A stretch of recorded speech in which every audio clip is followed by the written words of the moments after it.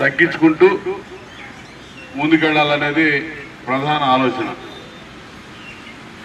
ప్లాస్టిక్ని సాధ్యమైనంత వరకు తక్కువ వాడాలనేది ప్రభుత్వం మనకు సూచిస్తున్నటువంటి అంశం. ఎందుకంటే ప్లాస్టిక్ అంటే, పేపర్ అంటే మనం వాడి కింద పడేస్తే అది ఒక రోజులోనో 2 రోజుల్లోనో 3 రోజుల్లోనో భూమిలో కలిసిపోద్ది.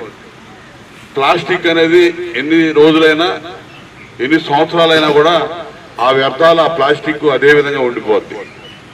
దానివల్ల రకరకాల జబ్బులు కానీ, కాలుష్యం కానీ, ఇతరత్ర అనేక సమస్యలు ఉన్నాయనేది పర్యావరణవేత్తలు అదేవిధంగా ప్రభుత్వం మనకిచ్చే సూచన.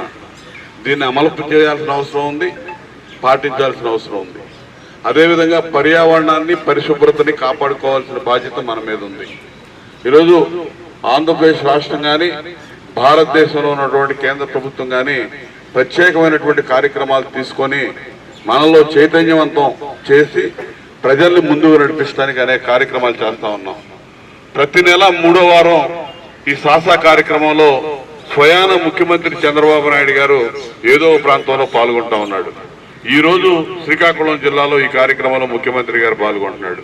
ప్రతి నెల 3వ శనివారం ముఖ్యమంత్రి గారి ఆధ్వర్యంలోనే ఈ కార్యక్రమం జరుగుతుంటది. కాబట్టి మనందరం కూడా ఏంటంటే మన గురించి చెప్పేది, మన పరిసరాలు మనం శుభ్రం చేసుకుంటేనే మన ఆరోగ్యానికి, మన పిల్లల ఆరోగ్యానికి, ఈ రాష్ట్ర భవిష్యత్తుకి మంచిదనేది మనకి పాఠంగా మనం తెలుసుకోవాల్సిన అవసరం ఉంది.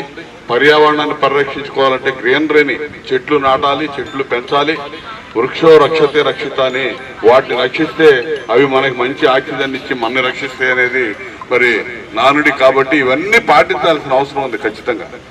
ఆ దృష్టిలో మీరందరూ కూడా మరి ఇక్కడ ఉన్నటువంటి హెల్త్ సిబ్బంది ఉన్నారు, ఇతరత్ర ప్రభుత్వ వివిధ శాఖలకు సంబంధించినటువంటి సిబ్బంది, అధికారులు అందరూ కూడా ప్రజల్ని నిరంతరం చైతన్యవంతం చేసి, పారిశుద్ధ్య కార్మికులు ఉన్నారు, వారికి సహకరిస్తూ వారి ఆధ్వర్యంలో ఈ గ్రామాలను ఎప్పుడు శుభ్రంగా ఉంచుకోవాలి. మనం ఇంట్లో ఊడ్చి శుభ్రం చేసినటువంటి చెత్త తీసుకొచ్చి ఇంటి ముందు పోసుకుంటే ఎంత చండాలంగా ఉంటుందో, మరి అటువంటిది అదే పరిశుభ్రంగా తీసుకెళ్లి వాళ్ళు నిర్దేశించినటువంటి ప్రాంతాల్లోనే ఆ మలినాలన్నీ కూడా మనం వదిలినట్టయితే మనకు మంచిది. అక్కడి నుంచి పారిశుద్ధ్య కార్మికులు అవి తీసుకెళ్ళడం కానీ, వాటిని ఎక్కడో ఊరి చివర ఉన్నటువంటి డంప్ యార్డులకు తరలించడం కానీ ఇవన్నీ కూడా చేస్తారు. వాటన్నిటి కూడా సహకరించాల్సిన బాధ్యత మన మీద ఉంది. ప్రజలుగా మనందరం కూడా బాధ్యత తీసుకొని ఉండాలని చెప్పి సందర్భంగా తెలియజేస్తారు.